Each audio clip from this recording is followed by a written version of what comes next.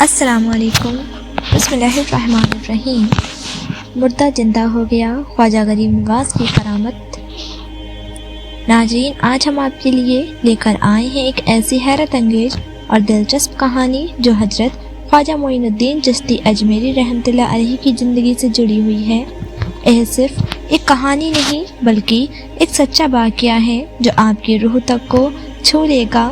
ناظرین، حضرت خواجہ غریب نواز رحمۃ اللہ علیہ کی زندگی اللہ کے کرم اور کراماتوں سے بھری ہوئی ہے۔ ان کی ہر بات میں سبق اور سیکھ چھپی ہوئی ہے۔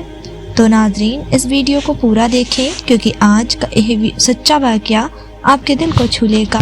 تو چلیے اب بنا وقت برباد کیے اس خوبصورت واقعے کی شروعات کرتے ہیں۔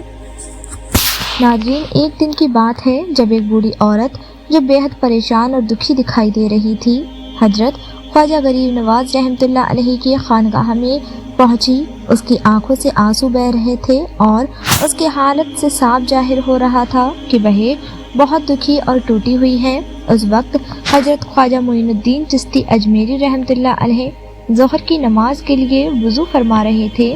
جیسے ہی اس عورت نے خانقاہ کے دروازے پر قدم رکھا، ایک خادم نے آگے بڑھ کر روکا اور پوچھا، خاتون تم کون ہو اور کس سے ملنا چاہتی ہو؟ غم کی شدت سے عورت کی آواز کانپ رہی تھی۔ وہ روتے ہوئے کہنے لگی، میں تو بس ایک غمزدہ ماں ہوں، مجھے کچھ اور نہیں چاہیے۔ پھر اس عورت نے سوال کیا، وہ کہاں ہے؟ خادم نے حیرانی سے پوچھا، وہ مطلب کون؟ بوڑھی عورت نے جواب دیا، وہ فقیر جو لوگوں کی مرادیں پوری کرتے ہیں، مجھے ان کے پاس لے چلو۔ حضرت خواجہ معین الدین چشتی رحمۃ اللہ علیہ کے خادم کو عورت کا یہ انداز اور بات سن کر بہت برا لگا۔ اس نے کہا، خاتون یہ ایک مرد خدا کی خانقاہ ہے، یہاں ادب اور احتیاط کا خیال رکھا جاتا ہے۔ عورت کے چہرے پر غم اور بھی زیادہ گہرا ہو گیا۔ اس کی بے چینی اتنی بڑھ گئی کہ خادم کو لگا شاید وہ اپنی سمجھ کھو چکی ہے۔ اسی حالت میں عورت نے کہا، مجھے کیا معلوم ادب کسے کہتے ہیں، میں تو بس اپنے بیٹے کے بارے میں جانتی ہوں۔ خادم جو پہلے سے ہی پریشان تھا غصے میں جھنجھلا کر بولا، پھر تم یہاں کیوں آئی ہو؟ عورت نے جواب دیا، میں اپنے بیٹے کو لینے آئی ہوں۔ یہ کہتے ہوئے آپ کی آواز ٹوٹ گئی اور وہ زور زور سے رونے لگی۔ خادم نے غصے میں کہا، اے عورت واپس چلی جاؤ، یہاں تمہارا کوئی بیٹا نہیں ہے۔ خادم کو یقین ہو گیا تھا کہ یہ عورت دیوانی ہو گئی ہے۔ اسے لگنے لگا کہ شاید وہ پاگل ہے۔ تبھی اچانک وہ بوڑھی عورت چیخنے لگی، اے شخص تو کہاں ہے؟ دراصل وہ بوڑھی عورت حضرت خواجہ معین الدین چشتی اجمیری رحمۃ اللہ علیہ کا نام نہیں جانتی تھی، اسی لیے عجیب انداز میں پکار رہی تھی۔ وہ چیختے ہوئے کہنے لگی، تیرے آدمی کتنے پتھر دل ہیں، ایک دکھیاری ماں کو آگے جانے کا راستہ تک نہیں دیتے۔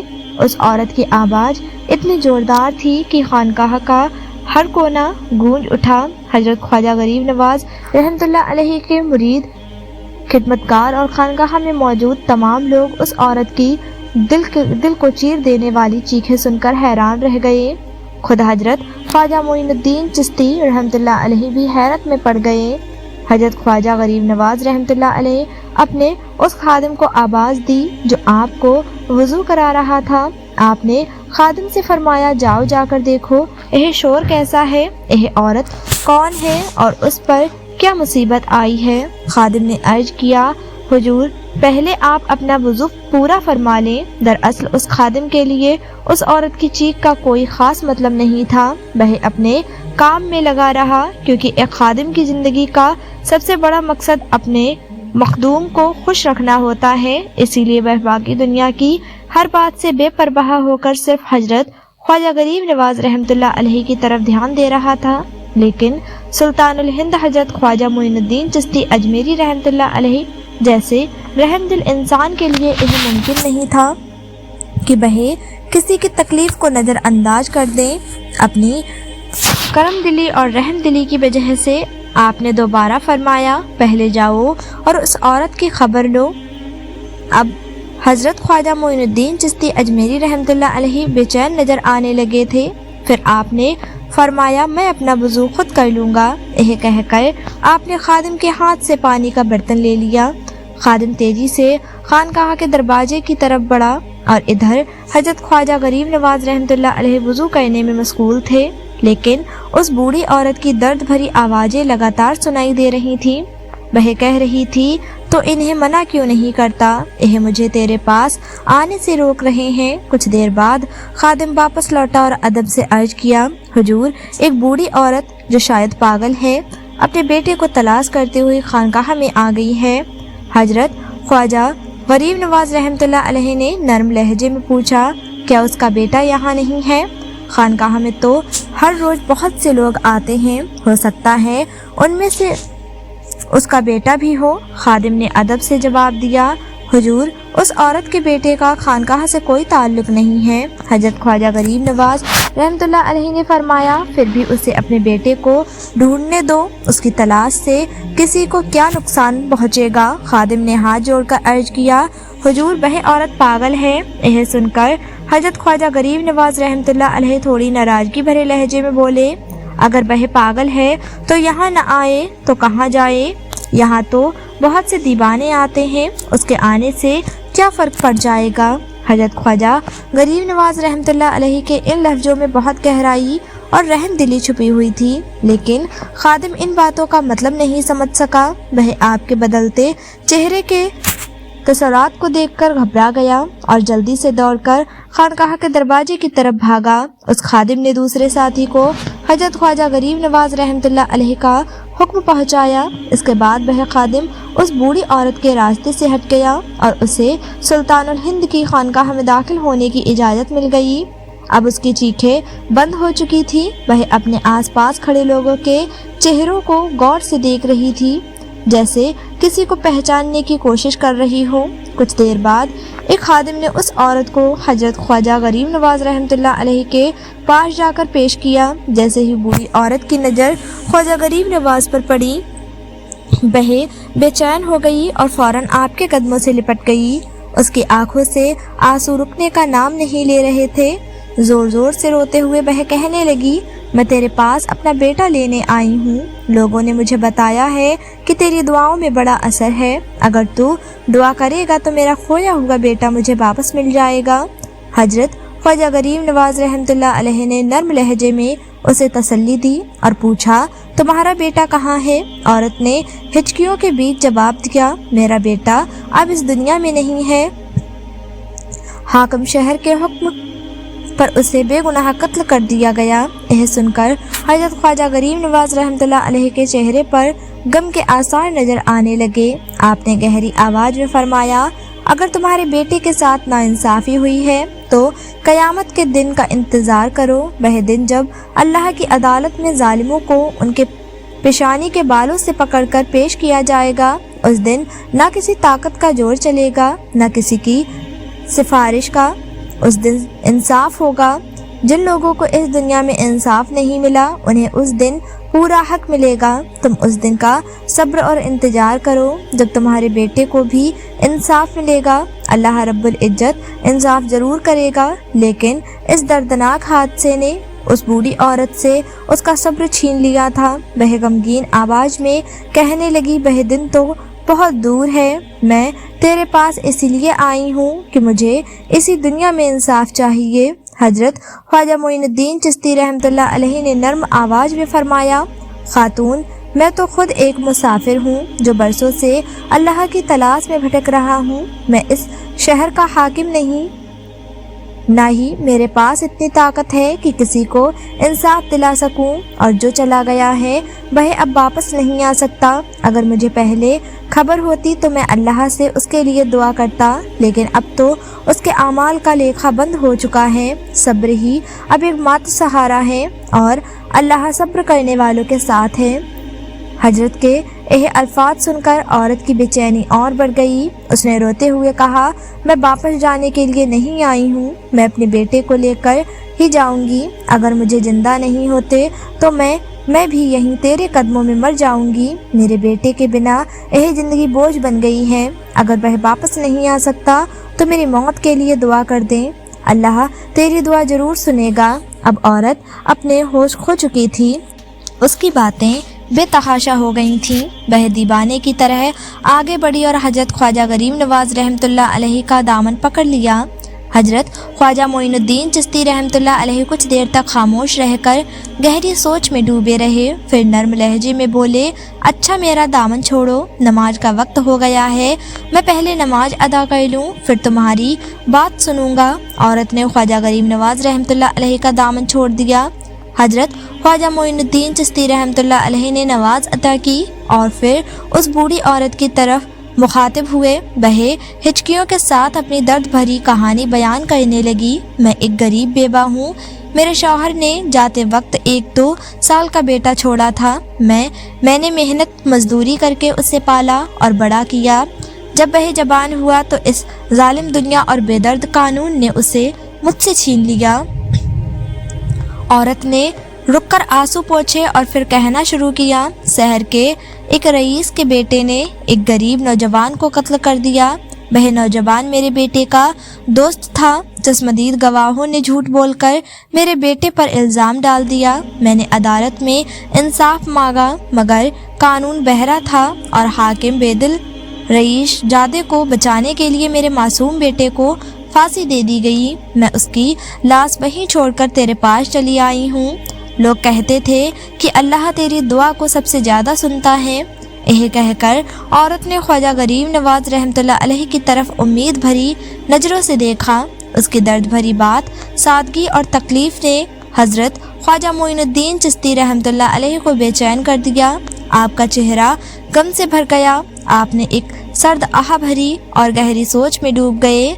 फिर हजरत ख्वाजा मोइनुद्दीन चिश्ती रहमतुल्लाह अलैहि ने दोनों हाथ उठाए और अल्लाह से दुआ की, ऐ मेरे मालिक, अपने इस गुनाहगार बंदे मोइनुद्दीन पर रहम फरमा, तो ही हर बात को बेहतर जानता है। नाज़रीन, असल में मामला यह था कि हजरत ख्वाजा गरीब नवाज रहमतुल्लाह अलैहि के खिलाफ कुछ लोग साजिश कर रहे थे। इन लोगों ने उस बूढ़ी औरत को यकीन दिलाया था कि हजरत ख्वाजा गरीब नवाज रहमतुल्लाह अलैहि की दुआओं में इतनी ताकत है कि आप मुर्दों को भी जिंदा कर सकते हैं। उनका मकसद यह था कि ख्वाजा गरीब नवाज को बदनाम किया जाए।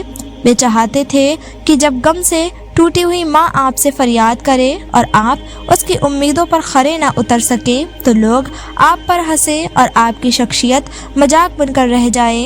यह दिल दुखाने का एक बहुत बड़ा अजीब तरीका था। सुल्तानुल हिंद हजरत ख्वाजा गरीब नवाज रहमतुल्लाह अलैहि बहुत देर तक आंखें बंद किए हुए बैठे रहे। आपके चेहरा मुबारक पर अजियत और गहरी तकलीफ के आसार साफ नजर आ रहे थे। थोड़ी देर बाद आपने आंखें खोली और उस बूढ़ी औरत से कहा, खातून, तुमने मुझे बहुत तकलीफ पहुंचाई है। काश तुम्हें या किसी और को मेरी जात से यह गुमान ना होता। अगर लोग यह कह देते कि मोइनुद्दीन इस शहर का सबसे गुनाहगार शख्स है जिसकी कोई दुआ कबूल नहीं होती तो मुझे कम तकलीफ होती। इसके बाद ख्वाजा गरीब नवाज रहमतुल्लाह अलैहि उठे और बूढ़ी औरत से कहा, चलो मुझे अपने बेटे के पास ले चलो, मैं अल्लाह से उसके लिए इंसाफ मांगूंगा। यह सुनकर औरत की बुझी हुई उम्मीदें फिर से जाग उठी। उसके मायूस आंखों से खुशी की चमक लौट आई। बूढ़ी औरत ने हजरत ख्वाजा गरीब नवाज रहमतुल्लाह अलैहि का शुक्रिया अदा करते हुए कहा, खुदा उन लोगों का भला करे जिन्होंने मुझे तेरा पता बताया। इसके बाद ख्वाजा गरीब नवाज रहमतुल्लाह अलैहि ने कुछ मुरीद को अपने साथ लिया और बाकी लोगों को खानकाह में रुकने का हुक्म दिया। फिर वह औरत के बताए हुए रास्ते पर चल पड़े। एक लंबा सफ़र तय करने के बाद ख्वाजा गरीब नवाज रहमतुल्लाह अलैहि और उनके मुरीद उस जगह पहुँचे जहाँ बूढ़ी औरत का बेटा फांसी पर चढ़ाया गया था। फांसी की जगह पर हुकूमत के कारिंदे काफ़ी पहले उसे फांसी देकर जा चुके थे। वहाँ एक चौकीदार दरवाजे पर पहरा दे रहा था और कुछ लोग दरवाजे से झांककर उस लड़के की लाश को देख रहे थे। बूढ़ी औरत भीड़ को चीरते हुए आगे बढ़ी। जब वह दरवाजे तक पहुंची तो उसने चीखते हुए कहा, यही है मेरे जवान बेटे की लाश जिसे शहर के अंधे कानून ने निगल लिया। वह बूढ़ी दरअसल हजरत ख्वाजा गरीब नवाज रहमतुल्लाह अलैहि से बात कर रही थी जो धीरे धीरे फांसी के दरवाजे की तरफ बढ़ रहे थे, लेकिन आसपास मौजूद लोगों को लग रहा था कि वह माँ उन लोगों के सामने अपनी फरियाद कर रही है। अचानक एक कठोर आवाज गूंजी, क्या तेरा दिमाग खराब हो गया है? यह आवाज फांसी घाट के चौकीदार की थी। उसने सख्त लहजे में बूढ़ी औरत को डांटते हुए कहा, ए बुढ़िया, तू हाकिम शहर के इंसाफ पर सवाल उठा रही है। तुझे अपनी इस गुस्ताखी की सजा भी फांसी के फंदे तक ले जा सकती है। अपने बदमाश बेटे को मजलूम कह रही हो। यह हाकिम का तुझ पर एहसान है कि उसने तेरे बेटे को कफन दे दिया, वरना उसकी लाश को कुत्ते नोच खाते। इसी दौरान हजरत ख्वाजा गरीब नवाज रहमतुल्लाह अलैह भीड़ को चीरते हुए दरवाजे के पास पहुंचे। आपने सीधे चौकीदार से मुखातिब होकर फरमाया, अगर तुम इस औरत की मदद नहीं कर सकते तो कम से कम अपने लहजे में नरमी लाकर इसे दिलासा ही दे दो। आज जो मुसीबत इस औरत पर आई है, कल वह किसी और पर भी आ सकती है। इससे पहले कि तमाशा करने वाले खुद तमाशा बन जाएं, उन्हें अपनी हालत पर गौर करना चाहिए। आपके इन अल्फाजों ने वहाँ मौजूद तमाम लोगों को हैरत में डाल दिया। चौकीदार, जो अब तक सख्त लहजे में बात कर रहा था, खामोश और बेबस खड़ा रह गया। उसकी बोलने की ताकत जैसे खत्म हो गई थी। फिर ख्वाजा गरीब नवाज ने चौकीदार से कहा, हम इस लड़के को ले जाने आए हैं, तुम्हें अब और ज्यादा परेशानी नहीं होगी। यह गमज़दा माँ भी अपने बेटे को लेकर यहाँ से चली जाएगी, फिर तुम भी आज़ाद हो जाओगे, तुम्हारा कानून भी और तुम्हारा हाकिम भी। यह कहकर ख्वाजा गरीब नवाज रहमतुल्लाह अलैह मक्तल के अंदर चले गए। बूढ़ी औरत और उनके साथ आए खादिम भी उनके पीछे पीछे चलने लगे। वहाँ मौजूद तमाशाई लोग, जो पहले से ही ख्वाजा गरीब नवाज को देखकर हैरान थे, जैसे पत्थर के बुत बन गए। चौकीदार भी एकदम खामोश रहा। उसकी नजरें हजरत ख्वाजा मोइनुद्दीन चिश्ती रहमतुल्लाह अलैह पर जमी हुई थी। उसकी रूह तक कांप रही थी। वह बार बार यही सोच रहा था, यह सादा कपड़ों में मलबूस इंसान आखिर कौन है, जिसकी हैबत से मेरी रूह तक लर्ज रही है। चारों तरफ गहरी खामोशी छा गई। हर कोई हजरत ख्वाजा गरीब नवाज रहमतुल्लाह अलैह को देख रहा था। उनकी सादगी, उनकी रहमत और उनकी बातों की गहराई ने वहाँ मौजूद हर शख्स के दिल को झकझोर दिया। सबकी निगाहें आप पर टिक गई थी। फिर लोगों ने देखा कि ख्वाजा गरीब नवाज रहमतुल्लाह अलैह ने मकतूल यानी मारे गए नौजवान की लाश के पास खड़े हो गए। आपके पीछे आपके वफादार खादिम खड़े थे। गम से टूटी हुई माँ अपने जज्बात को रोक नहीं पाई और दौड़कर अपने बेटे की लाश से लिपट गई। वह जोर जोर से रोने लगी और पूरा फांसी घाट उसकी मातम भरी आवाज़ों से गूंजने लगा। हजरत ख्वाजा गरीब नवाज रहमतुल्लाह अलैह बहुत देर तक उस नौजवान के चेहरे को गौर से देखते रहे। फिर आपने आसमान की तरफ नजर उठाई और अपने खादिम से फरमाया, असर का वक्त हो गया है, पहले नमाज अदा कर लेते हैं। आपके हुक्म पर आपके मुरीद ने जमीन पर अपने अपने रुमाल बिछा दिए। ख्वाजा गरीब नवाज रहमतुल्लाह अलैह ने इमामत के लिए कदम बढ़ाए। एक खादिम ने तकबीर कही और वह मौजूद चंद मुसलमानों की जमात ने नियत बांधकर नमाज अदा की। नमाज खत्म होने के बाद ख्वाजा गरीब नवाज रहमतुल्लाह अलैह ने अपने दोनों हाथ दुआ के लिए उठा लिए। आपकी आवाज़ में एक अजीब तरह की गहराई और रहमत थी। आप दुआ में फरमाने लगे, ऐ सब जानने वाले और सब खबर रखने वाले अल्लाह, तू जानता है कि मैं कौन हूँ। लोग कहते हैं कि मुझे तुझसे निस्बत है, काश तेरी बारगाह में मुझे भी यह सर्फ हासिल हो जाए।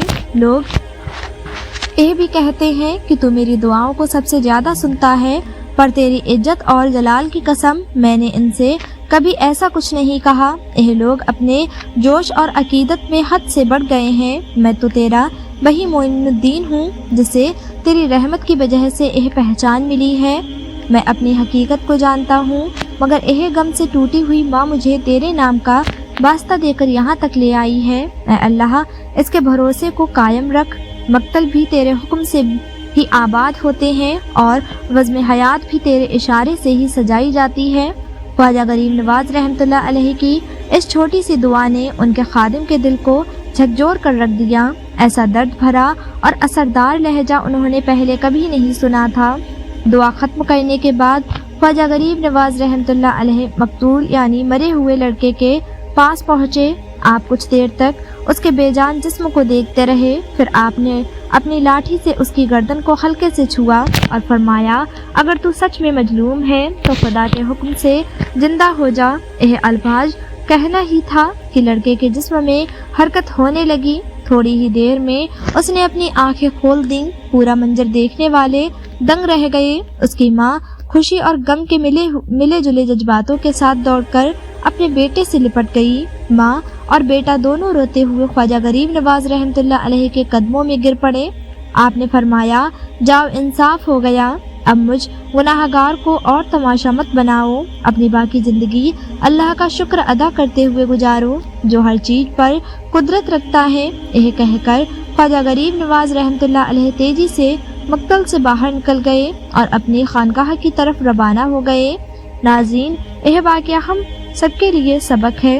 अल्लाह ताला अपने प्यारे औलिया को ऐसी ताकत और कुदरत से नवाजता है जिसके आगे दुनिया की हर ताकत कमजोर पड़ जाती है। जब औलिया अपने रब की बारगाह में झोली फैलाते हैं तो उनकी दुआ कभी खाली नहीं जाती। जैसा कि किसी ने कहा है, निगाह बली में बेहताशीर देखी, बदलती हजारों की तकदीर देखी। अल्लाह तबारक व तआला से दुआ है कि अल्लाह ताला हम सबको औलिया कामिल से मोहब्बत और अकीदत रखने की तौफीक अता फरमाए और उनके दिखाए हुए रास्ते पर चलने का हौसला दे। आमीन।